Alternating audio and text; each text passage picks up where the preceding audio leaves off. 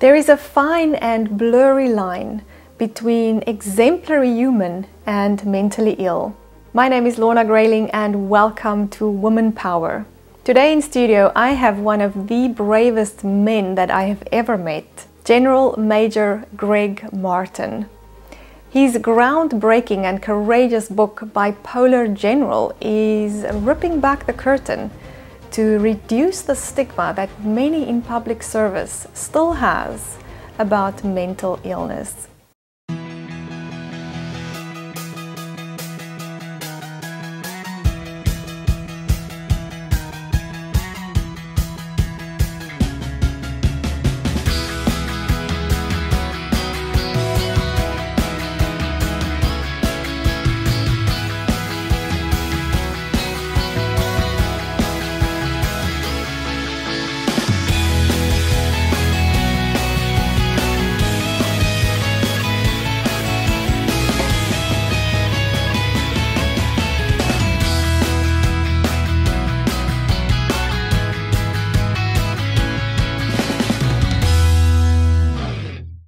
General, welcome and thank you so much for your service, first of all, and thank you for being on the show today. Well, thank you, Lorna. It's really a pleasure to be here with you. This is an extraordinary book and so brave of you to talk so authentically about something that is such a personal struggle.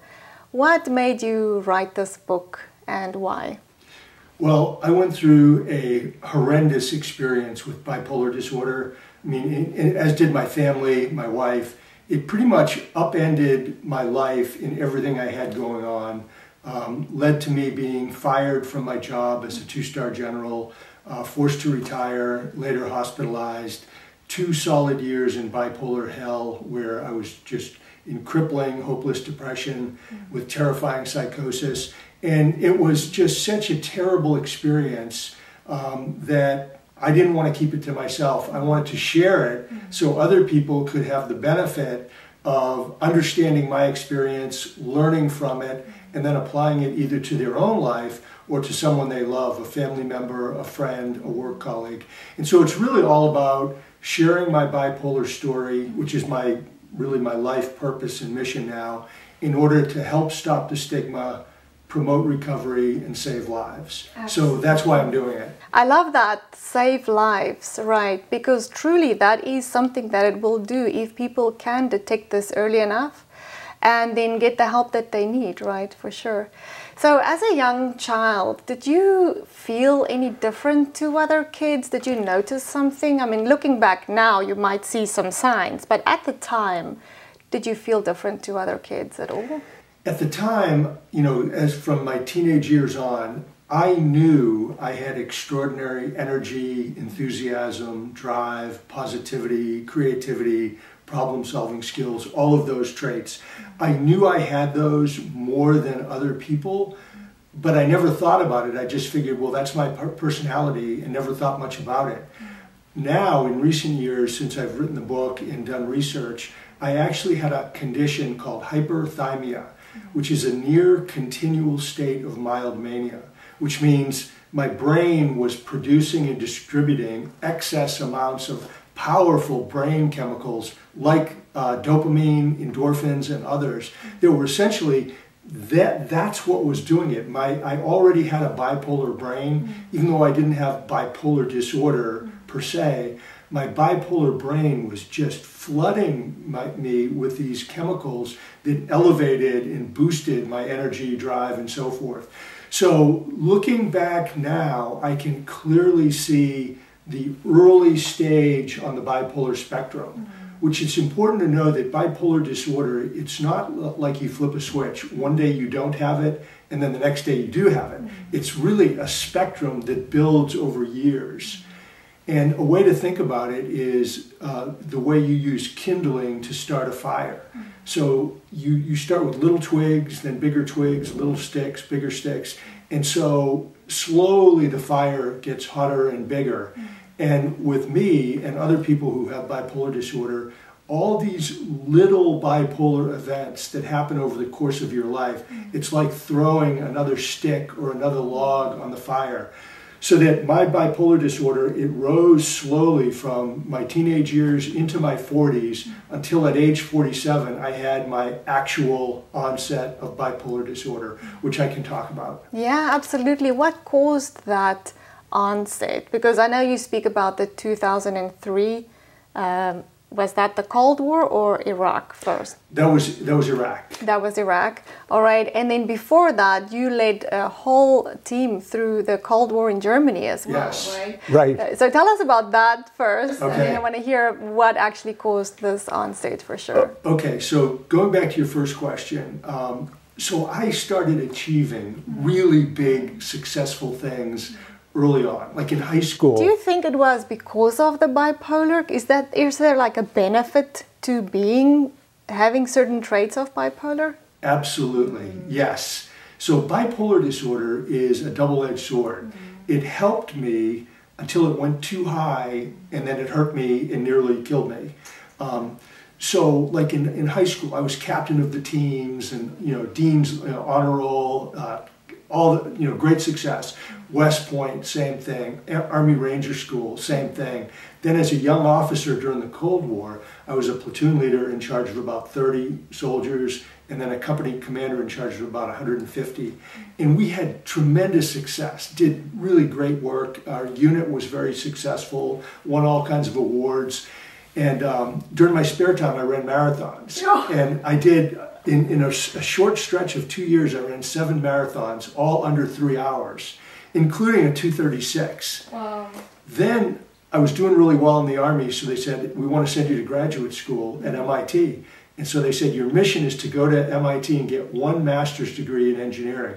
So I went and got 2 masters and a PhD, and I finished an Army college by correspondence. And so I tell you that because that's not normal. Wow. That was extraordinary, and it was because of my bipolar brain flooding me with all these powerful chemicals that gave me focus and drive. So that continued on from my 20s into my 30s into my 40s. By the time I was in my early 40s, I was probably very close to the threshold of crossing over into real bipolar disorder. But the trigger, what actually happened was, I was a brigade commander in charge of about 10,000 soldiers in the Iraq War. And so we had months of intense preparation and training and getting ready, very high stress. And then we went to Kuwait, did more training, more preparation, and then finally we attacked into Iraq. And the thrill, the euphoria, the stress, the pressure of all of that, it triggered my genetic predisposition for bipolar disorder. And so I shot into mania. And it was a very high-performing mania where I felt like Superman. My brain was working faster than ever in my life. I mean, I was identifying and figuring out problems and solving them before anybody else even knew there was a problem. I already would have it solved. And, making life and death decisions on the battlefield, moving all around the battlefield, didn't need any sleep, had unbelievable energy. My mind was just moving so fast, it was incredible. And so most of that year in Iraq, I was manic, but it was a high-performing mania. It did really well, but along the way, I started dipping into little bits of depression. Because nobody can actually function that high for that long. That's right. It's not healthy by any means. Exactly. And so, a bipolar brain, I mean, it is actually a brain disease where the brain decides on its own, I want to go into mania. And it produces and distributes more of the chemicals. And then it decides, I want to go into depression. And it underproduces and distributes the chemicals, and you go down. But I started having little bouts of depression and psychosis, paranoid delusions, things like that. But when we came home from Iraq, we went back to Germany, I went into about a 10-month depression. It was really the worst depression I had ever had in my life. And I told the doctors, I said, hey, I'm usually high energy, I'm depressed, I think there's something wrong with me. And I did that 3 times with my depression, and they said, oh no, there's nothing wrong with you, you're fine. But they were wrong. Yeah. They didn't pick up the fact that I was depressed. And the same thing happened about a decade later when I was manic. And it's because they looked at me and they saw success. High-ranking officer who's had nothing but achievement. And so they couldn't see past that mask of success and say, hey, this guy's sick. He's got a sick It's like brain. superhuman. Yes, that's kind of how we looked at it. Because I think a lot of people like the sight of superhuman. Right. It's intriguing. Yes. And like you say, it can easily mask, Right. the real problem. Wow. So what ended up happening was my bipolar disorder from 2003, which was when the trigger was, and that's according to the Veterans Administration and the Army Medical Department. They both did independent assessments of, what happened to this guy? Yeah. How did he get bipolar disorder? And they both zeroed in on that attack into Iraq. But for the next 12 years, my mania went higher and higher. My depression went lower and lower, and I started developing stronger psychosis, which is delusions and hallucinations inside my mind. And along the way, it was undetected, unrecognized, undiagnosed. Nobody, including me, had any idea that I had a mental illness. And how did that feel? How did that affect you? How did it affect your work? I mean, in the military, you had all these soldiers that you had to lead. Well, I was mostly manic, so I was mostly really up, and as opposed to depression, which mainly came later in my experience. I felt great. I felt like Superman. I thought I was the smartest guy in the world. I thought I had the key to world peace. I thought I could invent or develop a solution to any problem at all. I felt so confident and so upbeat that it was a wonderful rush. It was a high. It was like being high on the highest, most powerful drugs in the world. Yeah. And so I didn't feel bad. I didn't notice anything wrong until it got really, really over the top, insane manic, which I can talk about because that led to me getting fired, retired, hospitalized. Like, share and subscribe to our YouTube channel to allow us to make more episodes and be inspired and empowered by incredible people.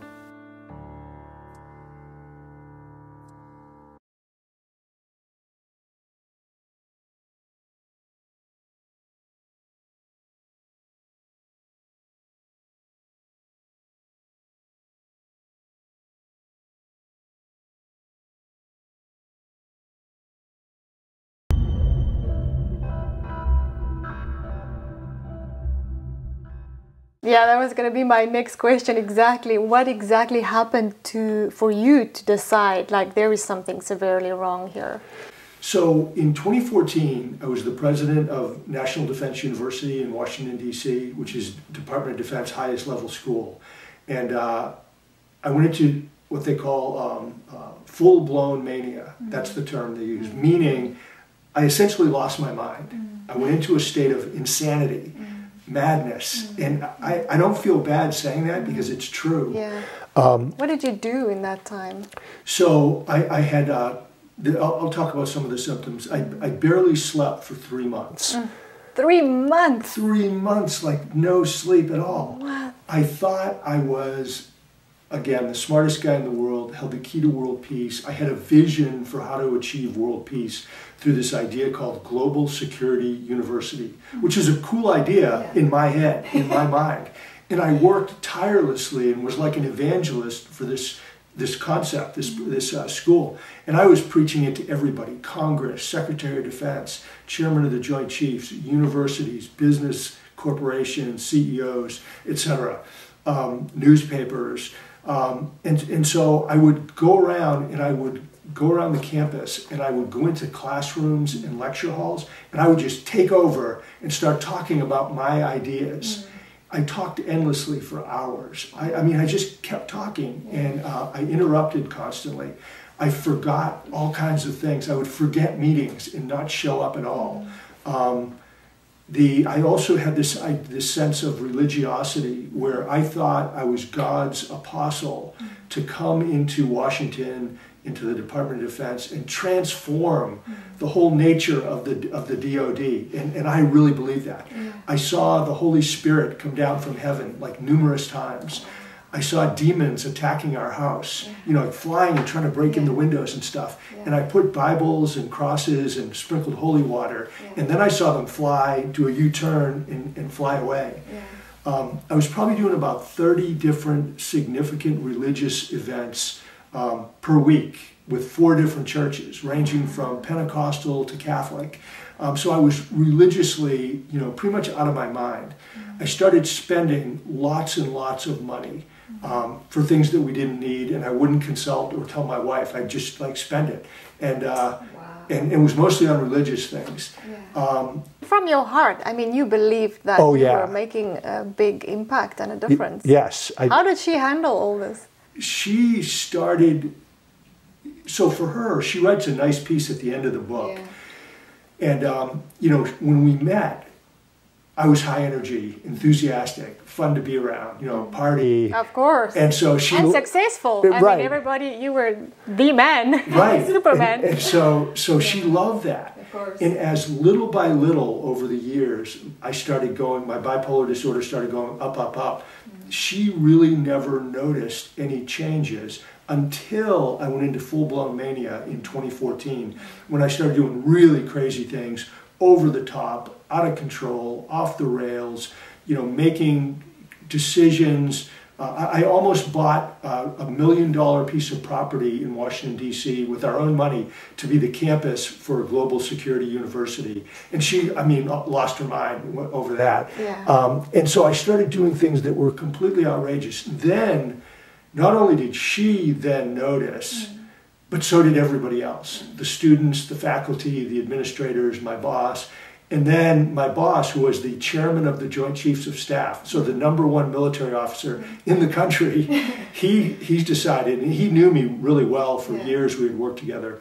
He said, Greg, I'm going to do an assessment on your behavior and what people are reporting, because people were making anonymous reports about all the crazy things I was doing. Yeah. So he did it, and he came to the conclusion that he needed to get me out of there because it was a pressure cooker, and he was really worried about my mental health, my physical health. So he called me in, and this ties into my wife. He called me in and he said, I got a call, report to the chairman's office on a Monday morning at 10 o'clock. So I did. I came in, and I didn't know if I was going to get promoted, demoted, fired, what was going to happen. But I came in his office and he goes, Greg, and he gives me a big hug and he said, I love you like a brother. You've done an unbelievable job. I give you an A+. But your time at National Defense University is over. You have till 5 p.m. today to resign, or I'm going to fire you.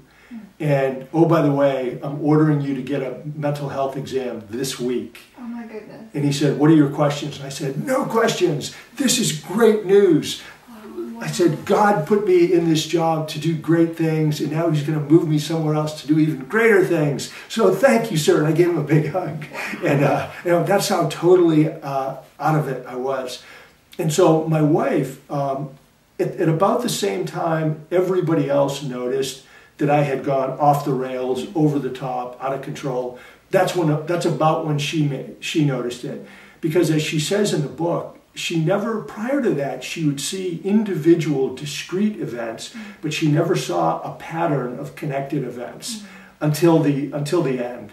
And I think General Dempsey, the chairman, he may very well have saved my life, my marriage, because I could easily, people with really severe bipolar disorder often die of a heart attack or a stroke. Yeah, because you cannot sleep. You can't sleep for that long and still function. Right. And still, that's not possible humanly. Yeah, right. For sure. Wow. So I think he really saved me, and it got me out of the pressure cooker. And then what happened, though, is I had been so high for so long, I then slowly crashed into terrible depression, hopeless, crippling depression, terrifying psychosis of my own death. And then I realized a couple months later, I am sick. There is something wrong with me. I didn't have the great high for mania anymore. I said, there's something wrong, I'm sick. And I basically got back to the hospital for an emergency sick call evaluation. And I talked to the doctor and said, look, this is, and the doctor, by the way, in July, after General Dempsey ordered me to get an evaluation, 3 times in a row, they evaluated me and they said, fit for duty. Nothing wrong. Goodness. Nothing wrong. Yeah, because I know you talk about it in your book, that you were undiagnosed for 11 years, that you were actually getting help or asking or saying, like, listen, there's something wrong. But like you said, they just couldn't find it. But when I went in with that depression and psychosis and was no longer high, then the doctor said, aha, you have bipolar disorder, type 1 with psychosis. And I was really happy because I said, okay, now I know what's wrong with me. And now we can go about getting after recovery and you know, getting my brain fixed. So, but I then, and I'll pause here, I then went from bad to worse. And then went into what I call 2 years of bipolar hell. Yeah, I was going to ask you. All I wanted to do was die. So that's severe, severe depression. Right. How did you manage through 2 years of that hell? Because every day I think of feeling that way is living in hell on earth, right? It really is. I had no idea. I had had periods of depression before, but never so severe. It's absolutely awful. At night when I would go to sleep, I would, and that was the happiest moment of the day, was to go to sleep. I would just say a prayer, you know, God, please don't wake me up. I don't want to wake up. I don't want to live. My wife, Maggie, would be better off without me. And so I hope I'm dead in the morning. I had no energy, no interest in anything. So all the things that used to give me great happiness and pleasure and excitement, none, zero. No enthusiasm, didn't want to be around people. I was confused, withdrawn, isolated, indecisive, didn't want to leave the house. Pretty much most of my time, I just laid on my back and stared into space, and I ruminated about every mistake I had ever made in my life, just rumination. Like, share and subscribe to our YouTube channel to allow us to make more episodes and be inspired and empowered by incredible people.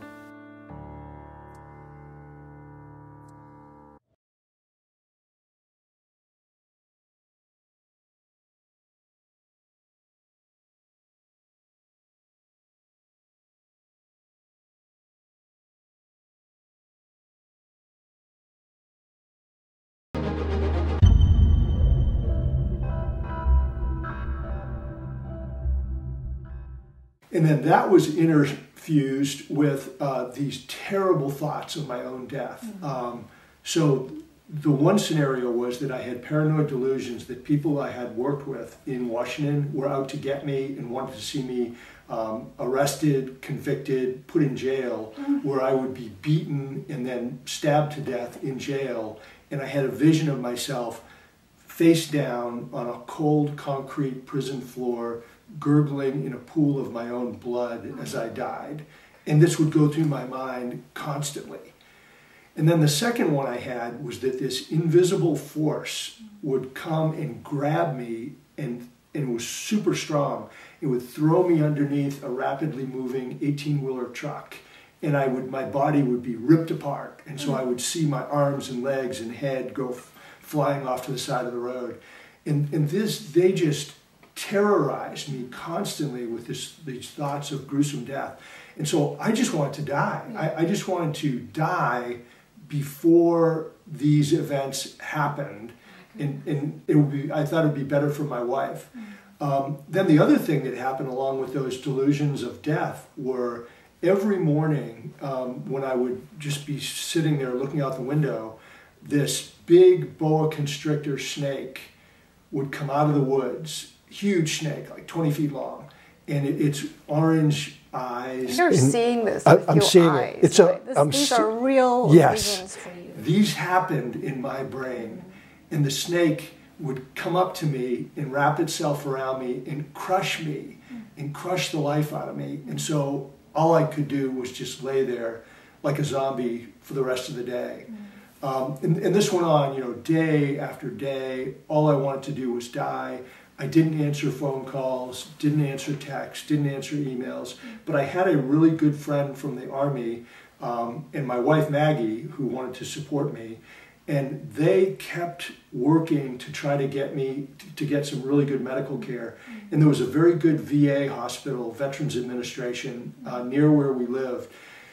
And so they called up there and made arrangements for me to see the head of psychiatry. So we drove up. And it was a cold, snowy, icy day up in Vermont. And I went in and talked to the doctor, and we talked for about 10 or 15 minutes. And he asked the standard questions. Do you want to kill yourself? And I said, no, but I want to die. And he said, do you have any morbid thoughts of death or dying, which no one had ever asked me? And I told him the same stories that I just told you a minute ago.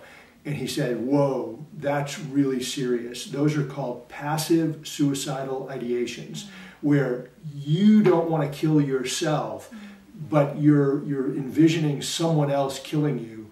And so it's passive, but the danger is it can go from passive to active, and it can just morph instantaneously. And then once you have an active ideation, then you develop a plan, then you kill yourself. And he said, so you're at very high risk for suicide, so I want to keep you here for a while. And so I spent 2 weeks in the locked psychiatric ward at the VA hospital, but it was actually a wonderful experience because it lifted my spirits that I had this multidisciplinary team of medical experts, psychiatrists, therapists, nurses, pharmacologists, chaplain, and they were all focused on me and helping me to get better. So it actually raised my spirits, and I worked very hard with these doctors to get better.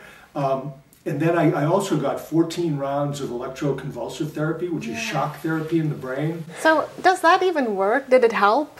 It didn't do anything. It had a slight positive effect on my depression for like a couple hours, and then it went away. So it didn't work. They did 14 rounds, and then we stopped. But they then said, hey, we would really like to keep you here living in the hospital. You don't need to stay in the locked ward, but we'll give you a room in the dormitory. And I stayed there for another month, undergoing therapy and working with the doctors, but nothing would break my depression, nothing. And so after I came out of the hospital, I just went right back into terrible depression. And my wife Maggie called my doctor and said, he's not getting better. You have to try something new. Do something different. Thank goodness for Maggie. Yes, I know. Because that is one strong woman to stand next to you and push you to get that help, right? Because I think when you're at that place, and I feel like many men who might be at that place, for them to go over to that point to get help is a very far gap from understanding that you're sick to bridging that gap to saying, all right, I'm willing to get some help. Right. Yeah, the thing is I was hopeless. I had no hope that I would ever get better. I thought, I'm never going to get better. I might as well just die. And between Maggie and this friend of mine, Bill Barco, Army friend, they kept saying, you can get better. You will get better. There is hope. Don't, just keep working at it. And so anyway, the doctor said, he had a conversation with us, and he said, okay, the one strong medication that we haven't tried yet is lithium, which is actually a natural salt that it's harvested from the crust of the earth. So you could say it's an organic remedy. And lithium, it's very, very good for bipolar disorder, but it has some negative side effects. So we talked through those, and I said, hey, if there's a chance this is going to work, I'll put up with the side effects. And so we started in August of 2016, so a little over 7 years ago, I started taking lithium. And it was unbelievable. Within about 3 days, my depression lifted. It went away. Amazing. And the psychosis, all those things about dying, they went away. And that was a little over 7 years ago. And we made, and talking about the recovery is a whole nother part of the talk, but we made a decision to move here, like you. Yes, because who wouldn't want to be in Florida? Right, for the sun and the warmth and the brightness. And the beach. And the beach and everything. Seeing the sunrise. Right. So good for you. It really is. And so the combination of the lithium, then moving to Florida, and then some other really important steps in my recovery process. I've really been on a steady uphill journey, but I call it, like in the book title, my forever war. It's a journey of recovery, because bipolar disorder never goes away. It's you a have chronic... to manage it. So you have to learn to manage that, right? It seems like you've gone to a very natural approach with the medication that you're taking is, you know, relatively natural, and the fact that you're doing a lot of work to be outside. And is that advice that you would give other people that feel like they might be struggling from this? Or because I know there is some very severe approaches with very chemical medication that feel, you know, put them into almost like a zombie-like state. And Right. I don't know enough about medicine but I know, like, when I've spoken to people with bipolar disease or disorder, and especially the people that assist them, they go on their medication, but then they don't like the feeling of it, so they go off it again. Because that feeling, that euphoria that you explained, that Superman, is a really great feeling to have, right? It is. Yeah. Well, I mean, you really know a lot about this topic. And so the steps of recovery are, first off, you have to get your brain chemistry in proper balance. Mm-hmm. And for me, the main way of doing that was with lithium. Mm-hmm. Plus I take 2 other medications that are pharmaceuticals in smaller dosage, that they have this kind of symbiotic effect with the lithium. And so it's lamictal, latuda, and then the big one is lithium. And that gives me my brain stability. So that's kind of step 1. And so whatever kind, whether it's bipolar disorder or other mental illnesses or mental conditions, you really have to get the brain chemistry in balance as a first step. Yes. And it's hard to do because it can take a long time to get a diagnosis. It can get a long time to find the right medication. So for me, it took 2 years to get the right medication, but finally they got it. Yeah. And then the second big thing is therapy. Yes. Talking to a therapist is really helpful. Like, I had never done that before, but a therapist who's trained can help you understand and manage things going on in your mind, life situations, what your triggers are, how to manage triggers, how to avoid them, and live a healthy life. Yes.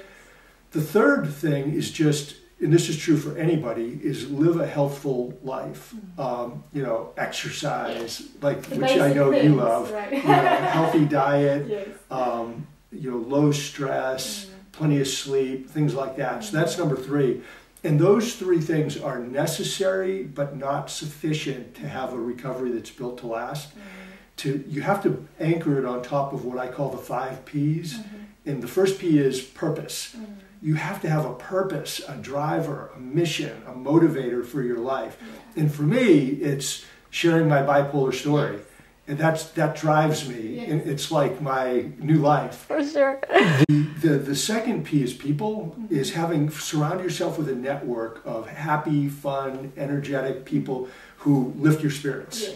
And then the third one is place, living in a place like where you live that really makes you happy and energizes you and lets you do the things you want to do. Fourth is perseverance, because it's a difficult journey. There will be setbacks, maybe relapses. And so you're going to get knocked down, you're going to stumble and fall. You have to be willing to pick yourself up, get moving again, keep going forward and not get bogged down. And then the last P is presence, which is, it's this ability to get outside of your own thinking in your own mind and think about your own thinking. And the fancy word is metacognition. And it's important because a lot of times what we're thinking in our own mind is incorrect. Yes. It leads us astray. Yes. And if we can kind of rise above our thinking and then look at it objectively, we can do ourselves a lot of good. Yeah, you've got to recognize that point, right? Right. Where your brain is actually lying to you in certain aspects. Yes. And then decide, what are you going to choose? Are you going to choose the lies in your brain, or are you going to look at where you want to go? And then those. Exactly. Yeah, it's hard to explain, but it's that line between the two. Right. And to realize that is super powerful. So I know your 2 sons have also been diagnosed with bipolar disorder. And how are they managed? I'm sure having a father like you being able to speak up like this is a great help. Because especially in the military or any situation, really, it's something that is kind of pushed to the side. Like you say, there's a stigma onto it, and people don't want to speak up because they're shy or they're too proud, or I feel like it takes a lot of bravery to stand up and speak up about it. Thank you. But how are they dealing with it, and how severe is their bipolar? Like, share and subscribe to our YouTube channel to allow us to make more episodes and be inspired and empowered by incredible people.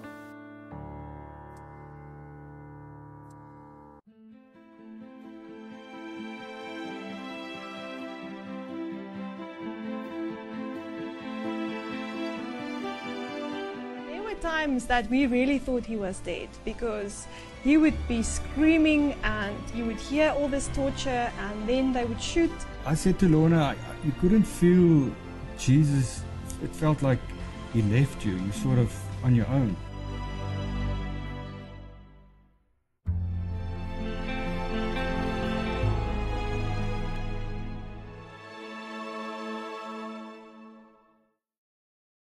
So both of them, I would say, not as severe as what I've gone through, but their onset was as teenagers at age 17, and they're both in their 30s now.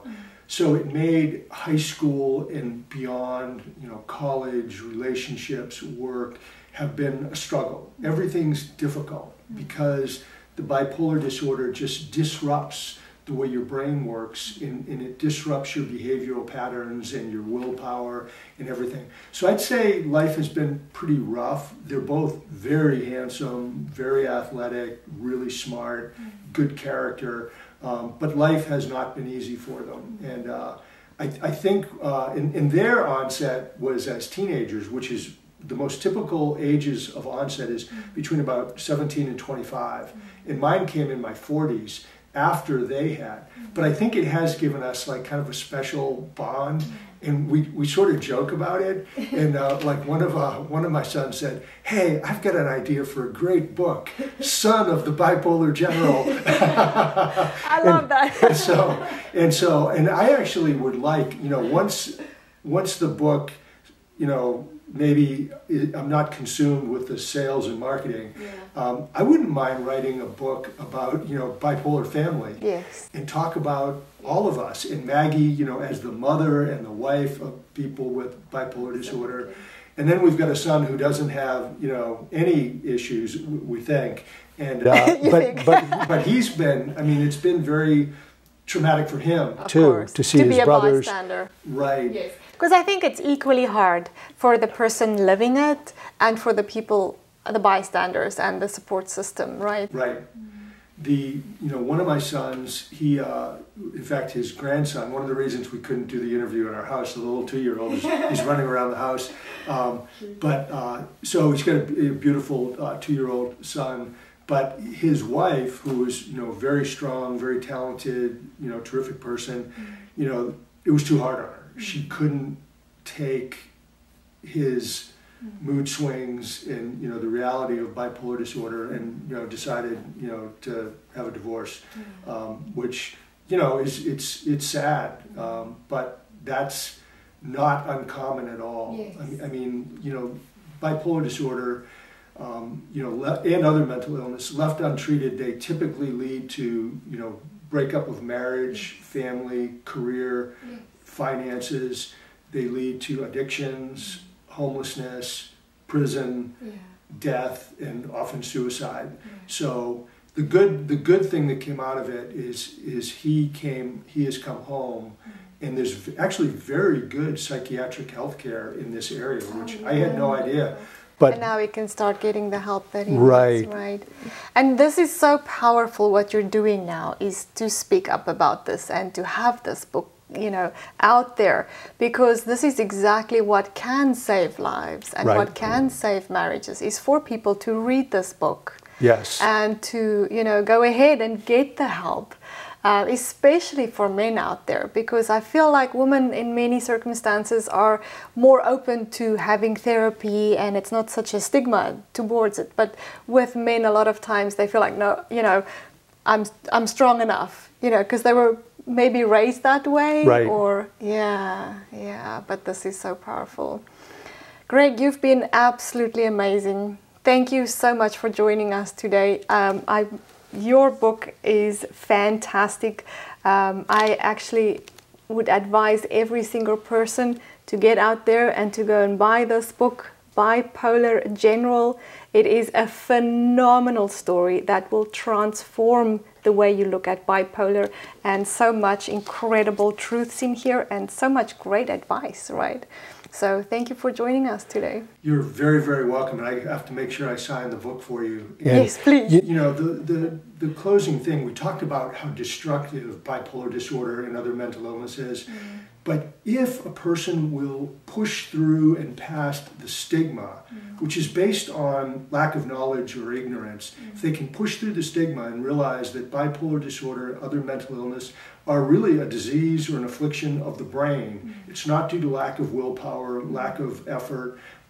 It's not their fault. But if they can go get a diagnosis, work with their doctors, do the things we talked about, they can live a happy, healthy, purposeful life, which is where I'm at now. Well, you weren't far off when you had those visions of being an evangelist and changing the world. Yes. It's just that you had a different mission to what you thought at that stage, right? Right. So, yeah, it's absolutely extraordinary what you're doing with this book. And I know it's a bestseller on Amazon right now, so it's constantly selling out, so people would need to jump fast to go and get this book.